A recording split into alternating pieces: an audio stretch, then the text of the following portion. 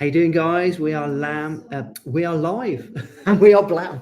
We are Blam Partners in a Circle, and it is Wednesday. And every Wednesday we go live for the Blam Partners. I'm broadcasting across a couple of different platforms today as well, because the stuff that we talk about quite often, especially when I've got my good friend David Rahman with me. Hey, David. Hello. And then I've got my good friend Coach John Gay is with us, the Blam Partner Coach, and when we are on a daily basis helping our partners, a lot of the stuff that we deal with is entrepreneurial. It's generic entrepreneurial stuff. So the talk that we're going to have today, the discussion that we're going to have, is aimed for anybody that's in business, really, because we all on our entrepreneurial journey face very similar challenges, because it can be very challenging, also extremely rewarding. We couldn't do anything else. We're unemployable when we are entrepreneurs, but we need support, we need help. And what I have found over the years is that getting the support of people like David can be the difference between success and failure. And so without further ado, let's zoom in and get the three of us. There we go. And I wanted to kick off, David, and thank you again so much for joining us, mate. It's always such a pleasure to have the Mind Coach with us, because our entrepreneurial journey, most of it's up here, isn't it? Yes. Most of yeah. it's up. 20% is action, and 80% is mindset, and making those decisions every day, whatever we do, is very relevant. And personally, I believe it's from when you wake up, way before the moment your eyes open. Yeah. And I think as an entrepreneur, the reason, David helps us out so much is that, mindset is something that you have to work on. And, some people, I always say repetition builds reputation, and you'll hear us talking about the same things over again, because part of building that resilient mindset, that mindset that can help you on your entrepreneurial journey, you've got to hear this stuff over and over again. So forgive us if we are repeating ourselves, but we all need to hear these things. And one day you might hear something you've heard 100 times before, but that's the day that it resonates, and that's the day that it sticks. So to kick things off, John, you work with partners, our Blam partners, who are all entrepreneurs. They sell digital marketing products and services every day. And you're in the trenches, as you so rightly put it. What would you ask David that can help you when you're coaching partners in terms of the common mindset issues that come? I think, the journey that they're starting is about being uncomfortable. We know that, we're leaving the comfort zone behind, and being uncomfortable, and part of the process of being uncomfortable is rejection. And I think the fear of rejection plays a big part in entrepreneurs moving on to the next level and having that sort of resilience after being told no so many times, and so any guidance in helping that mindset change in terms of actually looking at those rejections as a way of moving forward and not being too deflated, I suppose. I think I mentioned this. We did one of the Friday sessions a long time ago, Grant, and there's a book called Go for No, if you remember. Go for No, yeah. Yeah, I think it was Richard Fenton, and the story goes he went to an award ceremony for the umpteenth time and won the award for the most rejections in the company for that year. And he went back to his table, sat down. It was a black tie event, and then he went back up on stage later on to win the Salesman of the Year award as well. So it is the number of times you put yourself out there, and then the fear is, I don't want to be rejected. I don't want to be told that go away, and it is a difficult challenge, really. So when somebody says, well, how do I overcome rejection? Because rejection goes in there, our ear, through somebody's action, and then it goes to our heart. So there's a physiology behind it. We feel it. We feel unloved. That's basically the psychology of it. We feel unloved. So what you have to do is put yourself way above what you think and look at the business from an eagle standpoint of view. What's your mission? And that every day should be a mission, because we love, as human beings, we love missions. My mission is to go and choose a car today, find a car, and I want the best deal. And we go with that attitude to the garages with that mission, right? This is my budget, and we have a mission. But if we apply that same principle to, right, today is Tuesday, and my mission today is to make 30 calls. That's your mission, and then write it down. 1, 2, 3, 4, 5, 6, 30, and then whoever you're going to ring, and then write down yes, no, maybe, blah blah blah. It's like you're a train, and you're on the train tracks finally. So you're on the train tracks. You're moving. You're almost irresistible, and you're far less likely to take it personally, because in your head the mission is 30 calls. And I know if you set yourself up to say, well, a lot of people may not like me today. They're not going to want to hear from me. It's Tuesday. They're on their morning lunch break, and I'm going to be calling. But as John said off air earlier on, you could make 5 calls, and they could all be, F off, go away, leave me alone. And the 6th call could be the one that says yes, and that could bring you an awful lot of business in the future, all because you picked up the phone. But for me personally, rejection was a big thing a long time ago. But when I applied the mission for that day or the week, it took it away from me. It was bigger than me, and I applied the same philosophy, if you want to call it, to speaking in public. When I first started speaking in public, you can imagine it's terrifying. So then what I decided one day, I just snapped into, right, what's my mission? What's my message?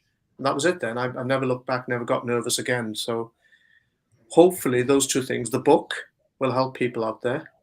And secondly, to understand what is the mission. The 3rd thing they can do is really address what is it that what is the personal fear going on in terms of not wanting to be disliked. Some people don't care if they're liked or not, but some people care intently. Yeah. So sometimes you need to do courses, or you need to get professional help, read books, but to work on yourself. And that's for me, mindset is only something that, as Grant says, repetition is the mother of all skill. Repetition is the mother of all learning. And I think that book, by the way, sorry to interrupt, John, just saying that the Go for No is, if you put the target's 30 calls, then you target the number of no's as the challenge. Yeah. So let's say, you're right. I've got to get 10 no's in a row. I'm going to do 30 calls, but I've got to get 10 no's in a row. And if I get 10 no's in a row, I can have a cup of coffee or a sweet. Yeah. And I remember working with a sales guy before. He used to have sweets on his desk, and as he'd do his 10 calls, he could have a sweet. And that little reward, it was enough to get him past that. And it's, I think, what David's just sort of pointed out there. It's making the goal the thing, and that make the rejection not even part of it. It's the goal that is the important thing. But it's obviously it's repetition that makes you get to that point, because at first we're pre-designed to be averse to rejection. It's a human nature, isn't it? It's human nature. So we have to reprogram this to be counterintuitive to what we're supposed to be, because nobody likes being told, as David said, to F off. If you do, you're a bit weird. You're a bit perverted. But the weird thing about it is you can pre-program your mind to not care, to genuinely not care. It all starts with David says as that, what is the goal, and focus on the goal. It's focusing on the outcome, not the process. And that's the thing, is the worst that they can say is no, right? Isn't it? I mean, okay, they could have some profanities added to that, but I mean, okay. Although, John, I've got some stories. It does get worse than no, trust me. Yeah. The point being, they're at the end of the phone, at the end of the day, and if they're going further than that, you've got to hang up as well, haven't you, at the end of the day? Because you do catch people on bad days as well, don't you? And the next day they might be as happy as Larry. There might be something that's just in the middle of something, whatever, so it's but I also often say to people, these are people trying to talk to people who are in exactly the same situation as us. They're business owners, they're entrepreneurs. They've gone against the norm of building up their own business. So there is a common ground there as well, and so a bit of empathy and a bit of things like that can go a long way in those sort of situations that can be a bit heated, shall we say, which can be. But I think and just to follow up on that, setting those 10 calls a day, whatever. I've often said to the partners, look, do the 5 a day, 5 calls, 5 emails, 5 DMs, just outreach in 5 different ways, 5 a day. That soon adds up, and then that in their own mindset, be like, okay, well, I've done 5, I can definitely do 10 now. Right, I can definitely do 20. So it's those little small steps at the beginning, I think, really helps them, because it's no point in saying do 100 calls today, because it's not, because they'll feel deflated if they've only hit 80 or something like that. Whereas those little steps at the beginning make a massive difference, and then you become machines. Like, well, all the partners that are machines on their sort of numbers that they do, but that comes over a period of time. It's not, they didn't just wake up tomorrow and just go, right, I'm doing 100 calls. It was over a period of time that they sort of built that, that resilience up, really. I've got a question. So that is something that has come up actually this week, that is so difficult to explain to entrepreneurs when they are relatively new, and that is, and David, I'm hoping you one of your little nuggets here. How do you help a partner stay consistent, or an entrepreneur stay consistent doing something, and to take what John was just talking about, let's say it's doing cold calling or dials, but there's 1,000 different things that we have to do in business where it feels like they're not getting a result. So, to all intents and purposes, they feel like they're banging their head against a brick wall. Whereas we all know they're actually making progress, but there's nothing tangible that they can see. How can we help the people watching this that are feeling like that carry on doing it consistently until they actually do all of a sudden have that, eureka moment? I was personally, I believe in the power of scheduling. So when you've decided this is my business. So if you're a new entrepreneur, to understand that this is the amount of time you want to put into your business. So schedule it. So if you want to, say, do marketing calls or sales calls, schedule it every morning between, say, 11 and 1, and get used to some sort of diary, whether it be electronic or paper, and follow that up and continue to follow that up. And then at the end of every day, just look back to see what you've done, because people are looking for instant results rather than building connections and relationships. So for them to look at, well, I want to build up connections and relationships, because sometimes you might have to work with someone or work on someone for a large period of time before they become your client.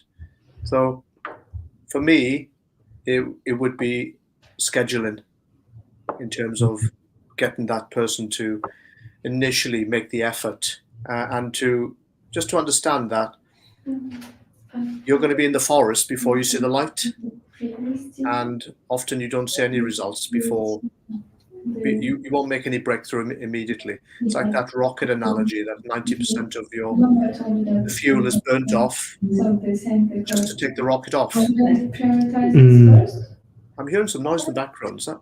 So if you finish the order, Sorry, it's me. Sorry. Oh, so the amount of energy that the rocket needs to take off is substantial when you take off, but it's getting that takeoff. So any new entrepreneur, for them to understand that they're going to have to put the energy, the effort in right now. But that effort is quite exciting, actually, to know that you've started something that's new, and it is about building. You're building something that's new, but you have to schedule in, because you're going to be very easily distracted by, for example, family, if you're working from home, social media. You're going to have to make some big decisions. And I believe, for me, discipline is a huge thing. It's when you give as Bob Proctor says, you give your mind to command and you follow it. I think that is really key what you say, discipline, because one of the things I see with entrepreneurs is that and obviously a lot of these things are to do with the Bland Partnership Program, because we provide the Bland partners with a solid gold process that we know works. But just like the rocket analogy, you've got to use up a lot of fuel at the beginning, and all that energy while the rocket's on the launch pad, all that fuel that's being burnt, but it's not moved. And then when it does move, it moves really slowly. And so entrepreneurs can put all this effort into their business when they start and don't see hardly any results. And they equate all of that work that they've done to the minuscule amount of amount of gravity that rocket has has actually conquered. But then of course you start getting momentum, and you put in more and more effort, and it starts getting, and all of a sudden it starts to rocket. It starts to snowball. The challenge that we have is getting some of our partners, some of our entrepreneurs, to stay consistent whilst the rocket is still on the launch pad, because their perception is, I'm doing all this work and it's not working. Does that make sense? 100%. Yeah, 100%. And I would add to that as well, it is about resilience, as John mentioned earlier on, the ability to bounce back. Whilst you're working on your business, spend as much time as you can working on yourself. And that's where personal development comes into it. A lot of people who are successful in business, they do work on themselves. So they're constantly exposing their minds to podcasts, books, exercise to create that momentum. Because the better you feel about yourself, the better you're going to come across when you're maybe closing the deal or you're doing some marketing. You need that energy. And I think that whatever you do, don't let the energy go by the wayside. Don't turn up at a meeting. Don't turn up at a client call with low energy. So I always believe for me, and I've said this before, morning shows the day. Whatever you do in the morning is crucial. It really is crucial, because if you drag your ass out of bed, you drag yourself through the day. Yeah, you drag yourself through the day. So primarily, do something you love first in the morning. It doesn't have to be the hour of power like everyone teaches, 20 minutes of meditation and then some journaling, and then, because it's exhausting if you want to follow somebody else's pattern. But why not create something that you like? So if it's having a cup of coffee and then sitting outside and then visualizing how you want your business to run, you're doing something. You have to, it's the equivalent of moving the rocket onto the launch pad every single morning for you to decide for it to want to take off, to be in position. So make personal development as important as your business, so that we've all heard this before, people buy people. So for the entrepreneurs out there, people are going to be buying you. You might have a competitor who has exactly the same service as you, but they'll buy you if you come across as better. Something to think about. It's an interesting one. That is one of the things I always say to people I'm coaching is that, particularly if you're presenting and you're doing presentations to get business, always be 20% more excited or dynamic than you're feeling, because particularly when we do stuff like this, we often have to over exaggerate ourselves in order to come across the way that we appear to be in our own minds. But do you know what you just made me think of, Dave? Because there's this habit that I've got, my morning routine, that comes straight out of your book and your coaching. And I do this every morning now, is I've got a feel-good playlist. Brilliant. Yeah, and it's, my morning routine, I don't know about the hour of power or anything like that, but I absolutely love it. I'm always banging on about it, and I totally agree. It's the most important part, the way to start the day. But so I went through a process where I was just so focused on work. I'd be listening to educational audio books in the morning and that kind of stuff, and I'd kind of completely forgotten to listen to music. But as you rightly said, music is a mood changer, isn't it? So if you have an upbeat playlist, and stuff that kind of resonates with you personally, and you play it to yourself first thing in the morning, it really does bring up your mood. I mean, my wife's a music therapist, as you know, so I could give you all the science about the way music is, part of our zeitgeist. But I think that one thing has been, probably the biggest change to the way my morning routine has developed, and it does just make me feel great. Makes you feel like dancing, doesn't it? And dancing is another thing that dancing in the morning. Yeah. It's like, even logically, if we've been lying there for 7 hours, not moving, why not? Why not change your energy? And it's the fastest way to change our energy, music, because it's direct, isn't it? We don't have to think. It's just gone in there and activated us. And even if somebody is out there watching this, they're an entrepreneur, and they can just put music while in the shower. At least, doing a bit of boogie in the shower, you are playing up tempo.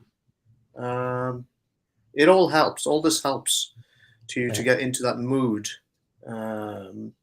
to follow your mission. Yeah. And I think I'm a broken record about this, but if anybody's watching this and you haven't got a morning routine, that, some of the stuff that David's talking about there, please get yourself a morning routine, something that makes you feel good. And there's lots of different things that you can do, exercise, it can be the music. I like to grind up my coffee beans and make myself a nice cup of fresh coffee as part of my morning routine. I love that. You might be writing your affirmations or journaling or whatever it might be. I changed. Can you remember, Grant? Last year, I changed my afternoon dog walk to morning dog walk before my 9 a.m. meeting. So me and Bruno, that gives me immense pleasure just walking little Bruno, and that set me up for the day. I've done 10,000 steps before my 9 o'clock morning, and just felt great. Just complete that, just one change, because Dad was normally doing it in the mornings, but then we switched over, and it's sort of haven't looked back really since then, really, in many ways. And that was interesting, John. What did it do for your day overall then, looking back since you swapped over? Honestly, it was just like more springs in the step, instead of getting up, half an hour before a 9 o'clock meeting, I was up an hour and a half before, and music again, listening to music while I'm walking, and then obviously some different podcasts as well. But that was a key element. It's always been, I always like to take my headphones when walking and just sort of switching off whatever I'm listening to. So those two elements together was just perfect. And I mean, you can't beat that bit of exercise in the morning. And, you know, come rain or shine, you know, not going to shy away from the rain or oh God, it's too cold now, or snow or whatever it was. It's, in fact, just embraced it as well, you know. So, yeah, really good. 80s pop, yeah. Yeah, somebody's saying a bit of 80s pop. I Can't love beat a it. bit of 80s pop. That's Yeah. uplifting. Awesome. So just to wrap this one up, guys, I think, you know, we've covered the two main things there, rejection and sort of consistency. And I'm really glad we ended up getting in a bit about morning routine, because I can't wax lyrical enough about morning routines. What should we leave people with here in terms of, I mean, I tell you what, I'd like you to just explain to me one more time, David, because this I love this. So getting back to what I was saying about, we've got to perform things that don't necessarily give us gratification instantly. So, you know, if we're an entrepreneur, we've got to do things we don't like doing, and we're not necessarily seeing the results straight away. So we have to make these things habit in order to just explain to me again about about the elasticity of the brain and how we form habits. Yeah, sure. Because I think that just helps me think, keep pushing. Yeah. No, sometimes we need some. It's like the equivalent of, you know, imagine that your life is a car, and habits are under the hood, the engine of the car. With a car engine, we can't actually change that. The mechanic will have to change that. You know, it's usually set. But our brain is actually nicely soft-wired. So science showed for years that it was hardwired. We were born thinking like this. But what the science has shown now is that we're capable of so much more than we thought. That we are, not only can we be creative, we can be salespeople, we can be communicators, we can socialize. We've got many, many different aspects to us. And this is because our brain is wired up beautifully.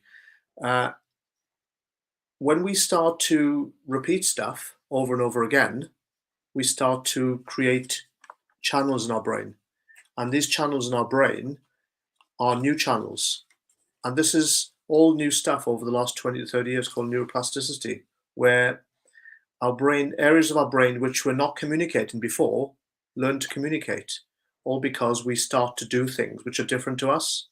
So I never used to be a morning person or do things in the morning, but I decided one day that let's try, and it made me feel good. So I just repeated, just like you did, Grant. And by doing that, there's a law called Hebb's law. What fires together wires together. So different parts of our brain will start speaking to each other, and this motorway gets built between these cities. And if we keep using this motorway, they become hardwired, and then we start building habits through the power of neuroplasticity. So we get good. Just like when when you first learn to type or learn to ride a bike, it was very difficult to balance on the bike, very difficult to drive a car. But by practicing, repetition, doing stuff we didn't like. So the key is we often don't like the learning part. We don't like learning to drive. I don't know anybody's ever liked to learn to drive. When we passed the test, we were joyous, but we were still learning. And then years and years later, you find out you don't think about driving anymore. So to anyone out there, when you are everything that's looking as a process of discovery, we have this masterful brain which really wants you to learn more, So one of the things that I learned over the last few years is, how do you increase your ability to learn habits faster? How do you increase your ability to learn faster? One of the best ways of doing it, and we've talked about this before, Grant, is to learn stuff that's actually not in our realm of our work. So watch sporting documentaries if you don't like sport. Listen to music. Watch things on archaeologists, things which will open up your brain. And what it does is it creates your curiosity. The more curious you are, the faster you're going to learn.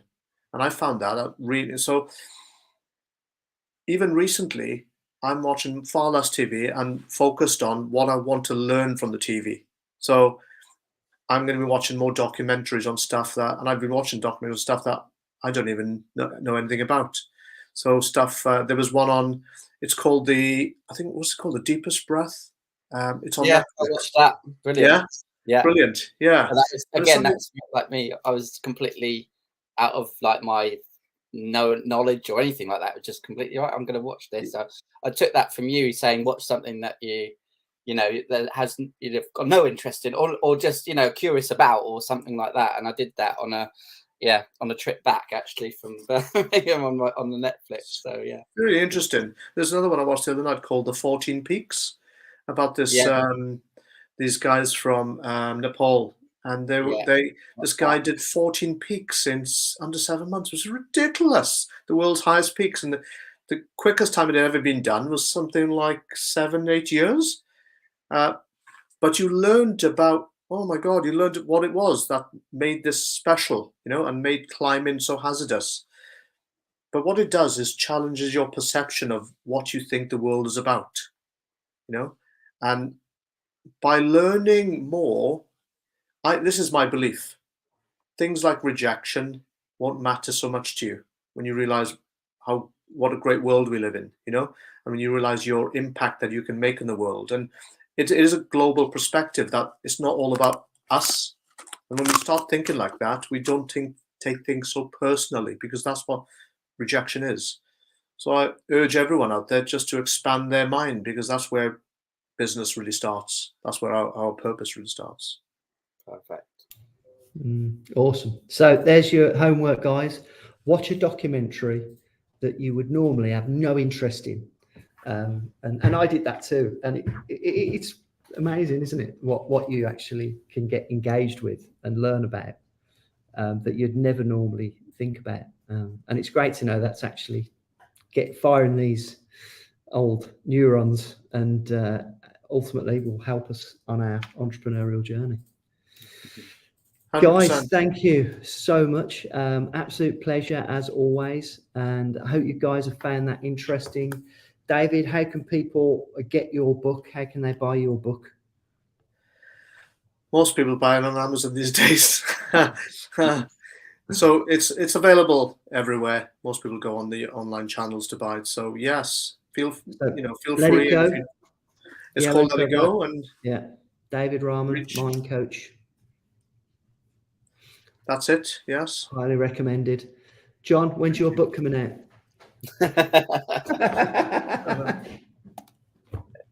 Well, still in way. Brilliant, guys. Thanks for listening. Thanks for watching. See you on the next one. Take care, guys. Cheers, David. See ya.